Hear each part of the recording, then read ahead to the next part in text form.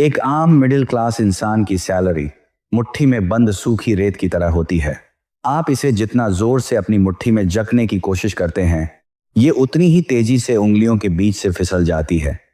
Bank account में salary credit होने का मैसेज आते ही दिमाग में ईएमआई, मकान का किराया, बिजली का बिल, राशन, पेट्रोल और ओटीटी सब्सक्रिप्शन का मीटर चालू हो जाता है। और फिर अचानक कोई शादी का कार्ड, कोई मेडिकल इमरजेंसी आ जाती है और महीने की 15 तारीख आते आते हम वापस उसी सवाल पर आकर खे हो जाते हैं, यार अगली सैलरी कब आएगी।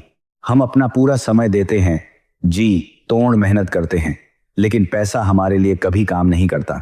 हम बस पैसा कमाते हैं और वो चुपचाप किसी और की जेब में चला जाता है।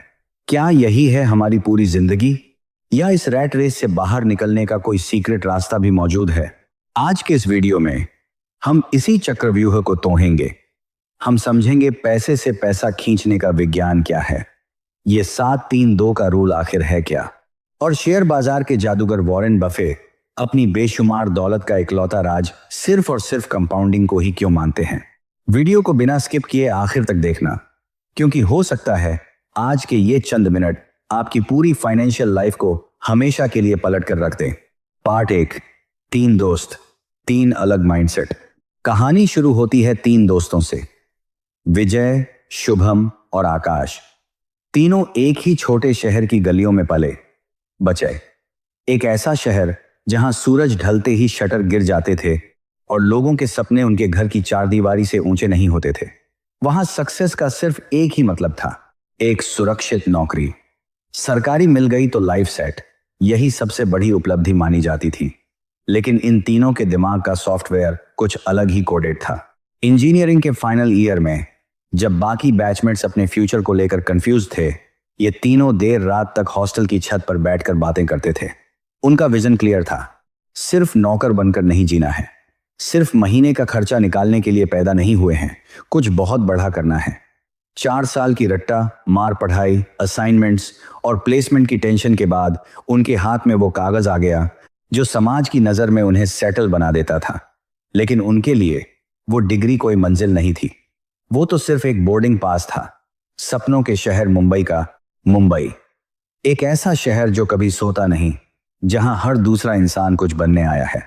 जब उन्होंने पहली बार स्टेशन की वो खचाखच भी देखी तो एक पल के लिए रूह कांप गई। इतनी भाग दौड़, इतनी तेज जिंदगी, लेकिन उसी शोर में उन्हें अपना भविष्य भी चमकता हुआ दिख रहा था। उनका लॉजिक सीधा था, अगर इस बीच में से लाखों लोग कुछ बन सकते हैं तो हम क्यों नहीं। सपना तीनों का एक था, अमीर बनना। लेकिन वहां तक पहुंचने की सोच तीनों की बिल्कुल अलग थी। विजय ग्रुप का सबसे एक्साइटेड और जोशीला लड़का था। उसे जिंदगी के हर पल को जीने का शौक था। उसकी फिलॉसफी थी, यार पैसा कमाने का क्या फायदा अगर जिंदगी एंजॉय ही ना कर पाए। उसे लगता था कि ये यंग एज दोबारा लौट कर नहीं आएगी। अभी घूमना है, अच्छे ब्रांड्स पहनने हैं, कूल दिखना है। उसकी नजर में अमीर बनने का मतलब था अच्छी लाइफस्टाइल, महंगा फोन और लोगों के बीच एक भौकाल वाला स्टेटस। उसका मानना था कि इन्वेस्टमेंट तो बाद में भी कर लेंगे, अभी तो लाइफ जीनी है। दूसरी तरफ था शुभम, एकदम शांत, गहराई से सोचने वाला। जब कॉलेज में दोस्त गाड़ियों और पैकेजेस की बात करते तो वो पूछता, ये नई कंपनी अगले 10 साल टिक पाएगी क्या। उसे कंक्रीट, जमीन और रियल एस्टेट से प्यार था। शहर में कोई नया मॉल बनता तो वो ये समझने की कोशिश करता कि शहर कैसे ग्रो करते हैं और असली वेल्थ कहां बनती है।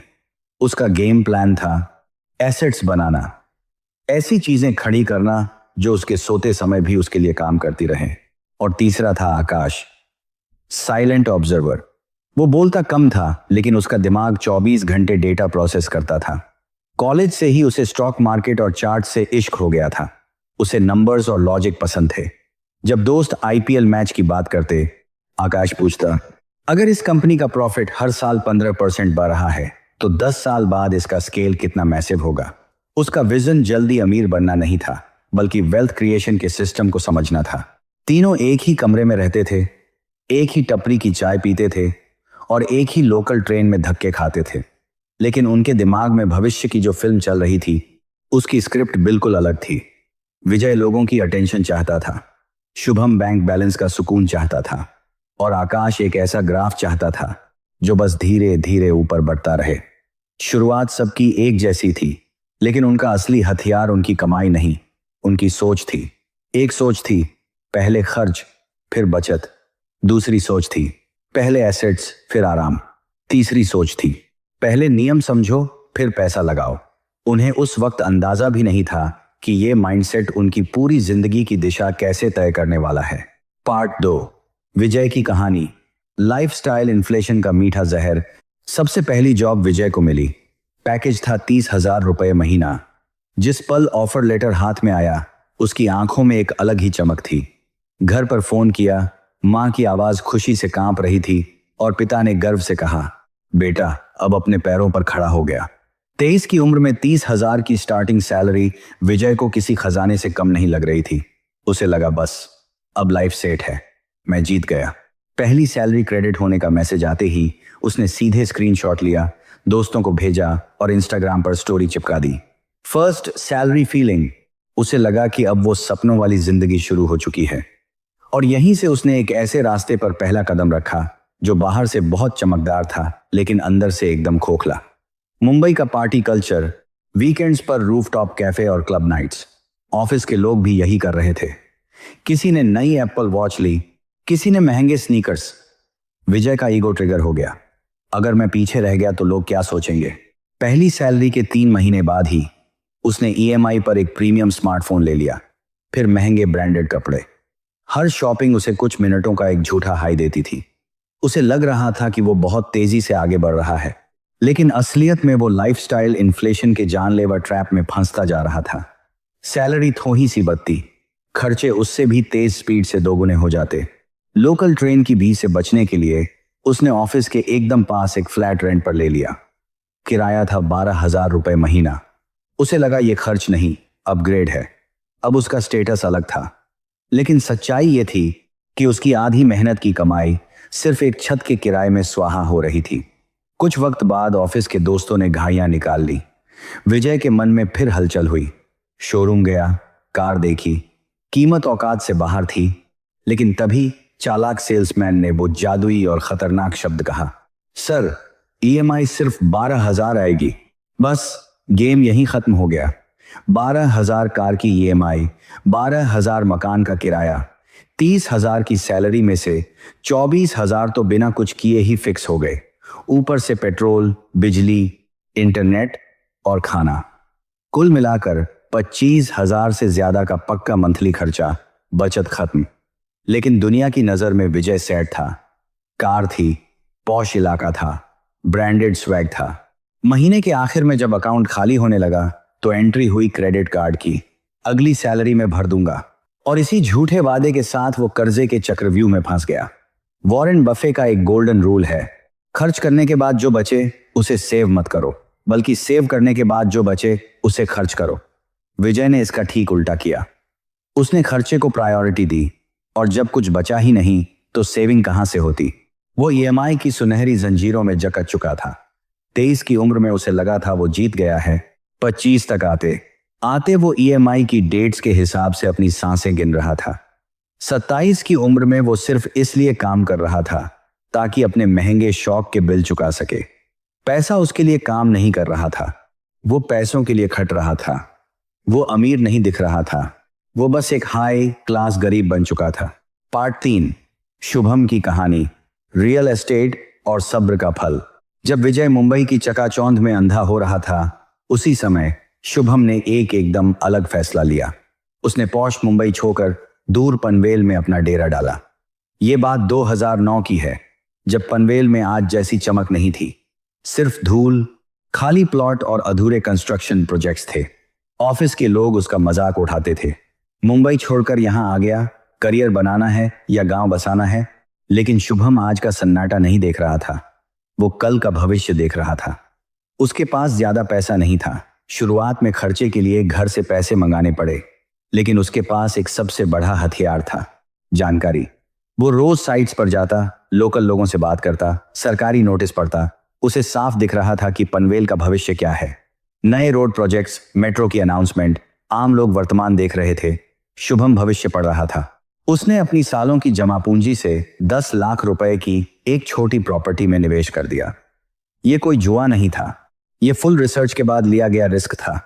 पहले कुछ साल कुछ नहीं हुआ, प्रॉपर्टी के दाम 1 इंच नहीं बढ़े। दोस्त फिर ताने मारने लगे, देखा कुछ नहीं हुआ। लेकिन रियल एस्टेट शोर नहीं मचाता, वो शांति से साइलेंट मोड में ग्रो करता है। धीरे धीरे वहां सड़कें पक्की हुई, स्कूल खुला, शॉपिंग मॉल बना और वो वीरान इलाका एक प्राइम लोकेशन बन गया। 11 साल का लंबा सब्र और 11 साल बाद वही 10 लाख की प्रॉपर्टी 90 लाख रुपए क्रॉस कर चुकी थी।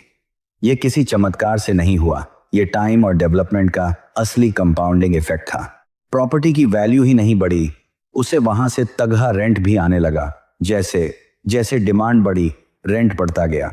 एक टाइम ऐसा आया जब उसका मंथली रेंट उसकी सैलरी के बराबर पहुंच गया। शुभम यही नहीं रुका, उसने एक प्रॉपर्टी के रेंट को दूसरी प्रॉपर्टी की ईएमआई में रोटेट कर दिया, फिर तीसरी, फिर चौथी। उसने कभी रातों रात लखपति बनने का शॉर्टकट नहीं लिया, उसने बस समय को अपना पार्टनर बना लिया था। लोग पूछते थे, कब तक वेट करेगा? शुभम मुस्कुरा कर कहता, जब तक समय मेरे लिए काम करना शुरू न कर दे। और 35 की उम्र तक वही हुआ। अब शुभम काम मजबूरी में नहीं, अपनी मर्जी से कर रहा था। उसके एसेट्स उसे 24 घंटे पैसा कमा कर दे रहे थे। जब लोग सैलरी का वेट कर रहे थे, शुभम अपने अकाउंट में रेंट क्रेडिट होने के मैसेज देख रहा था। जब लोग ईएमआई से बंधे थे, वो आजाद हो चुका था। रियल एस्टेट ने उसे सिर्फ पैसा नहीं दिया, उसे जिंदगी की सबसे बड़ी चीज दी। चॉइस पार्ट 4, आकाश की कहानी, दी साइलेंट वेल्थ क्रिएटर। जहां विजय दिखावे में उलझ गया और शुभम जमीन में भविष्य तलाश रहा था, वहीं आकाश ने तीसरा रास्ता चुना। ना ज्यादा शोर, ना कोई दिखावा।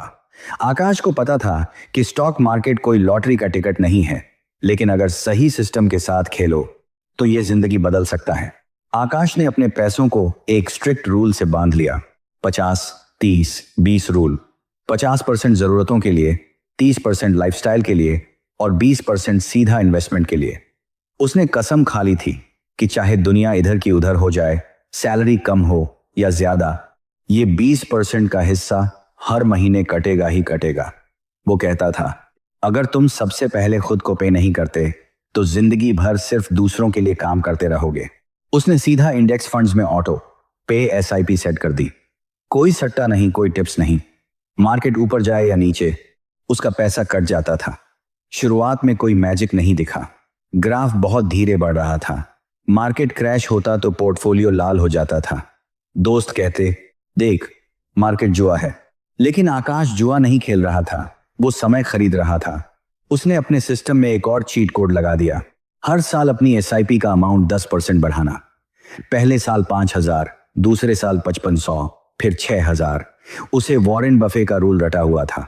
स्टॉक मार्केट अधीर लोगों से पैसा छीनकर धैर्यवान लोगों की जेब में डालता है। आकाश यही नहीं रुका। उसे पता था कि सिर्फ सैलरी से बढ़ा वेल्थ कॉर्पस बनाना मुश्किल है। इसलिए उसने साइड इनकम पर फोकस किया। वीकेंड्स पर फ्रीलांसिंग, कोडिंग स्किल्स से छोटे क्लाइंट्स लेना शुरू किया। एक्स्ट्रा 5,000, 10,000 जो भी आता, उसे वो शॉपिंग में नहीं उठाता, बल्कि सीधा इन्वेस्टमेंट में डाल देता। जब मार्केट क्रैश होता और सब डर कर शेयर बेचते, आकाश अपना इन्वेस्टमेंट बढ़ा देता। जब सब डरे हों तो लालची बन जाओ। शुरुआती सालों में ग्रोथ बहुत बोरिंग थी, लेकिन जैसे जैसे समय बीता, कंपाउंडिंग ने अपना असली मैजिक दिखाना शुरू किया। अब उसे अपने पैसों पर जो इंटरेस्ट मिल रहा था, वो इंटरेस्ट भी नया पैसा कमा रहा था। 10 साल के अंदर उसका पोर्टफोलियो इतना मैसिव हो गया था कि उसके 1 साल का रिटर्न उसकी पूरे साल की सैलरी से ज्यादा हो गया था। ना कोई क्रिप्टो का गैम्बल, ना ओवरनाइट सक्सेस, सिर्फ डिसिप्लिन, कंसिस्टेंसी और पावर ऑफ टाइम।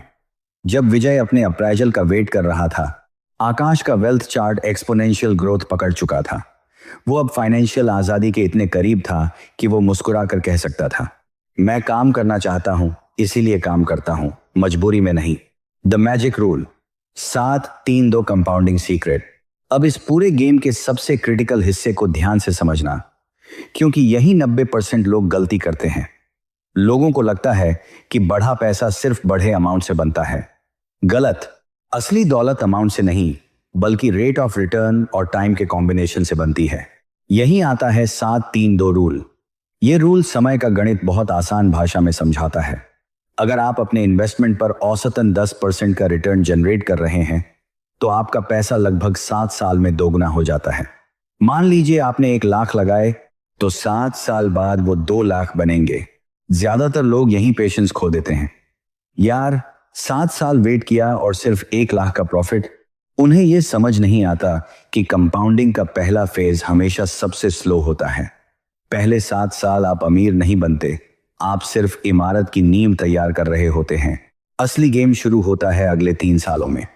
अब वो 2 लाख रुपए 10% कमाएंगे, यानी प्रॉफिट अब 20,000 होगा, 10,000 नहीं। ग्रोथ तेज होने लगती है, ग्राफ ऊपर की तरफ कर्व लेता है।